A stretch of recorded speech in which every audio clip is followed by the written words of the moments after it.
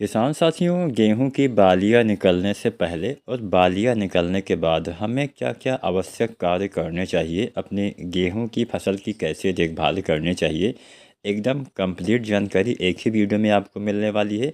अपने फसल के हिसाब से आपको इन सभी चीज़ों का इस्तेमाल करना चाहिए।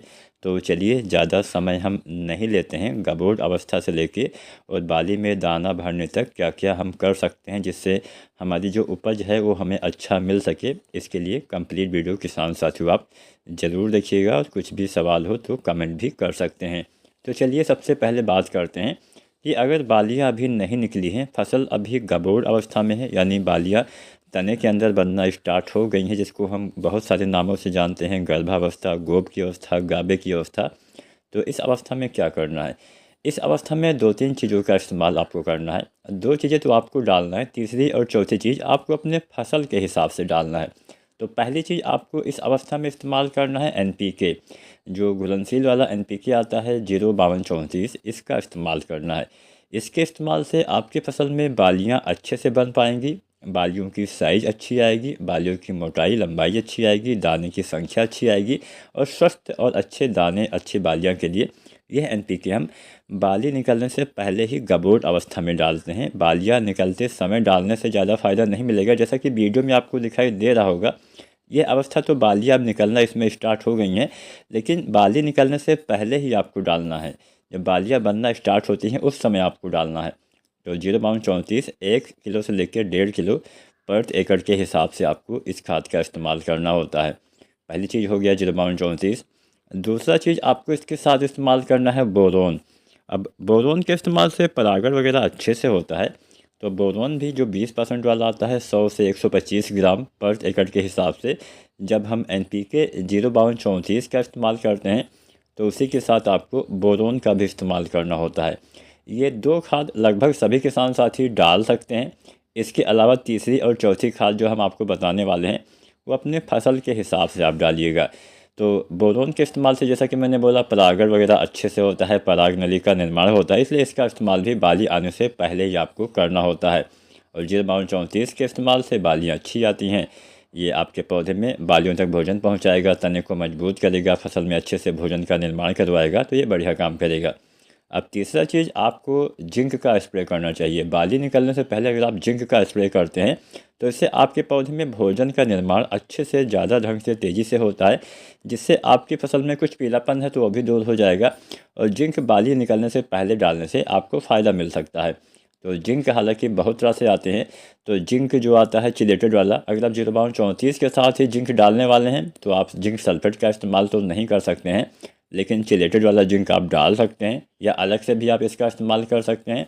तो जो भी आपकी मर्ज़ी, मेरे हिसाब से अलग से डालने से थोड़ा ज़्यादा बेनिफिट आपको मिलेगा।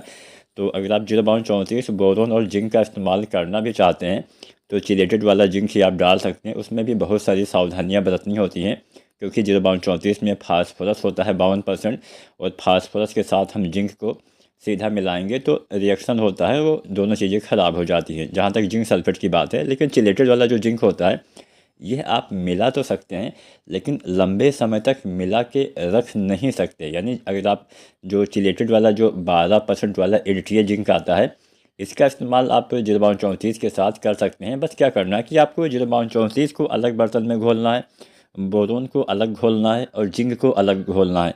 जब आप टंकी में डालें तो एक साथ डाल के इसका अगर आप स्प्रे करते हैं तो आपको बेनिफिट मिल सकता है। लेकिन जैसा कि मैंने बोला, अगर आप अलग से डालते हैं तो सबसे बेस्ट रहेगा। तो जो किसान साथी साथ में डालना चाहते हैं वो डाल सकते हैं, अलग से डालना चाहते हैं तो सबसे बढ़िया है। तो जिंक इसके साथ अगर कुछ पीलापन आपको दिखता है तो 1-2 किलो आप यूरिया भी मिला लीजिए। तो यहाँ पे हमने 4 चीज़ें बताई। अब सभी किसान साथी अगर आप जिंक चिलेटेड वाले डालते हैं तो ये चारों चीज़ें एक साथ डाल सकते हैं, बस अलग अलग घोलना है। और जो किसान साथी चाहते हैं कि हम अलग से 2 स्प्रे करना चाहते हैं तो 05234 बोरोन डाल दीजिए, साथ में कोई फंगिसाइड वगैरह डालना है तो वो डाल दीजिए। इसके अलावा जिंक और यूरिया का अलग से स्प्रे कर देंगे तो वो सबसे बढ़िया, उसका लाभ भी आपको ज़्यादा मिलेगा। यूरिया फसल में पीलापन के हिसाब से आपको डालना है, पीलापन नहीं है तो आप हटा भी सकते हैं, लेकिन जिंक के साथ यूरिया आपको डालना पड़ेगा। अब यहाँ पे चिलेटेड वाला जिंक हो 12% वाला हो गया, इसकी आपको 100 ग्राम मात्रा लेनी है, 100 से 120 ग्राम मात्रा ले सकते हैं। यूरिया 1 से 2 किलो। जो किसान साथी जिंक सल्फेट का स्प्रे करना चाहते हैं तो आप बिल्कुल भी 0.34 के साथ नहीं डाल सकते। उसके लिए आपको अलग से स्प्रे करना पड़ेगा। तो उसके लिए आपको लेना है जो आता है जिंक सल्फेट 33% वाला, लगभग 700 ग्राम मात्रा या 750 ग्राम मात्रा। साथ में 1-2 किलो यूरिया मिलाना पड़ेगा। जिंक सल्फेट के साथ आपको यूरिया अवश्य मिलाना है, नहीं तो नुकसान करेगा। तो जिंक सल्फेट 33% वाला 700 ग्राम, साथ में 1, 2 या 3 किलो दानेदार यूरिया लीजिए। अगर आप 21% वाला जो जिंक सल्फेट आता है उसका इस्तेमाल करते हैं तो उसकी लगभग 1 किलो मात्रा लेनी है। तो जिंक, यूरिया, 0.34, बोरोन, ये चारों खादें बाली निकलने से पहले ही आपको डालना है। कोई भी फंगिसाइड भी आप चाहें तो डाल सकते हैं फसल में, अगर आपको दिखे कि हाँ डालने योग्य है तो आप डाल सकते हैं। तो ये 4 चीज़ें तो आपको बाली निकलने से पहले इस्तेमाल करना है। इसके अलावा जैसा कि मैंने बोला, फसल के कंडीशन के हिसाब से आपको इस्तेमाल करना है। अगर आपकी फसल अच्छी है, हरी भरी है, अच्छे से आपको दिख रहा है कि यहाँ पौधे भी अच्छे से ग्रोथ हुआ है, तो केवल 0.34 और बोरोन का इस्तेमाल करिएगा। अब एक खाद ऐसी है जिसका इस्तेमाल आप बाली आने से पहले और कर सकते हैं, वो है NPK 0050। हालांकि बाली निकलने के बाद इसका इस्तेमाल किया जाता है, लेकिन जो किसान साथी पोटास नहीं डाले हैं बुआई के समय, या अगर आपने जांच करवाई हो पोटास की कमी हो, या फिर आपने पोटास नहीं डाला है या कम मात्रा में डाला है, तो ऐसी कंडीशन में बाली निकलने से पहले आप 0050 का इस्तेमाल करिएगा। कुछ पोटास की पूर्ति हो जाएगी। पोटास की कमी से बालियाँ छोटी पतली कमज़ोर रह जाती हैं, बाली के अंदर दाने का भराव नहीं हो पाता है सही से, दाने भी आपके पतले दिखाई देंगे, तो अच्छे से उसका वज़न, चमक वगैरह नहीं आ पाता है।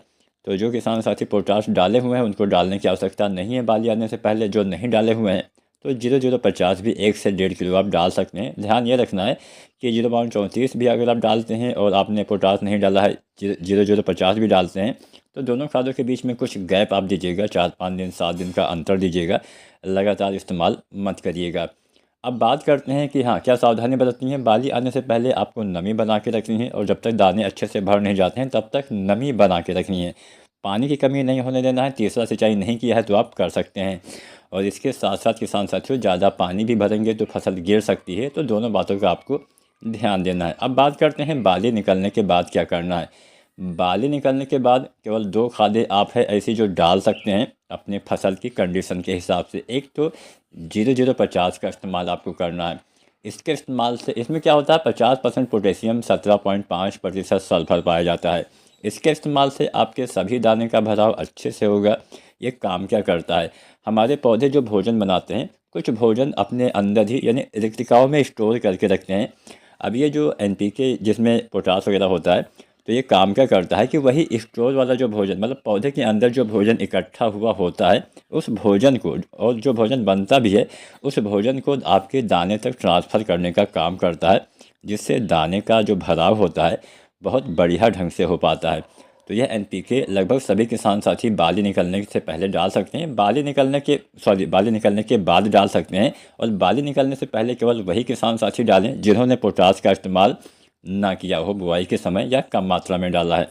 अब पोटास की बात हुई है तो हम पोटास की भी बता देते हैं। दानेदार जो पोटास आता है 60% वाला, बुआई के समय 25 से 35 किलो डाला जाता है, लेकिन अभी अगर आप उसका इस्तेमाल करेंगे तो सही से काम नहीं करेगा।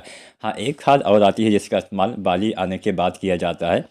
दाना भरते समय जब आप 0050 डालते हैं तो इसकी जगह पे आप दूसरी खाद भी उस कंडीशन में डाल सकते हैं जब बाली निकलने के बाद आपकी फ्लैग लीफ में कुछ पीलापन दिखे। जो ऊपर वाली पत्ती होती है, अगर इसमें पीलापन हो जाता है तो दाने का भराव अच्छे से नहीं होता है, प्रकाश संश्लेषण वगैरह सही से नहीं होता है। ये जो फ्लैग लीफ होती है, ये लगभग 40-42% सिंगल पत्ती ही आपके पौधे का भोजन का निर्माण करती है, जिससे दाने का भराव अच्छे से होता है। तो पीलापन अगर है बाली निकलने के बाद तो NPK 13045 का इस्तेमाल आप बाली निकलने के बाद करेंगे, जिसमें 13% नाइट्रोजन भी मिल जाएगा, तो अच्छे से दाने का भराव आपकी फसल में हो जाएगा। बस ध्यान यही देना है कि दोनों में से किसी एक का ही इस्तेमाल बाली निकलने के बाद करना है। चाहे आप NPK 0050 का इस्तेमाल करें, चाहे आप NPK 13045 का इस्तेमाल करें, इन दोनों में से किसी एक का इस्तेमाल अपने फसल के हिसाब से। पीलापन नहीं है तो 0050, पीलापन है तो 13045 का इस्तेमाल आप बाली आने के बाद करें। ध्यान ये भी रखना है कि जब भी आप कोई भी खाद डालें तो मिट्टी में उचित मात्रा में नमी होनी चाहिए। नमी ना हो तो पानी लगाइए, उसके बाद ही आप खादों का इस्तेमाल करिए। इसके साथ साथ किसान साथियों, कुछ और बातों का भी आपको ध्यान देना है। बाली निकलने के बाद बोरोन वगैरह डालने से बचिए। कोई भी फालतू की चीज़ें अगर आप बाली निकलने के बाद डालते हैं तो उस पर आपके दाने के ऊपर उसका असर हो सकता है। दाने पे धब्बे पड़ सकते हैं, दाने काले वगैरह हो सकते हैं। तो इस बात का ध्यान रखना है, खासकर बोरोन वगैरह आपको बाली आने के बाद नहीं डालना है, ये खादें बालियाँ निकलने से पहले ही डाली जाती हैं। तो अगर आप छोटी छोटी बातों का ध्यान देते हैं, समय से सिंचाई करते हैं, अच्छे से देखभाल करते हैं, कोई बीमारी लगती है उसका समय से उससे संबंधित दवाओं का इस्तेमाल करते हैं, तो आप भी अपने गेहूं में एक बढ़िया उत्पादन ले सकते हैं। वीडियो जानकारी अगर आपको पसंद आई है तो लाइक शेयर करिएगा, और चैनल को सब्सक्राइब नहीं किया है तो SRJ खेती चैनल को आप सब्सक्राइब भी करिएगा। आप हमें कमेंट के माध्यम से ये भी बताएं कि आपकी गेहूं की फसल अभी कितने दिन की हो गई है। वीडियो देखने के लिए आपका धन्यवाद।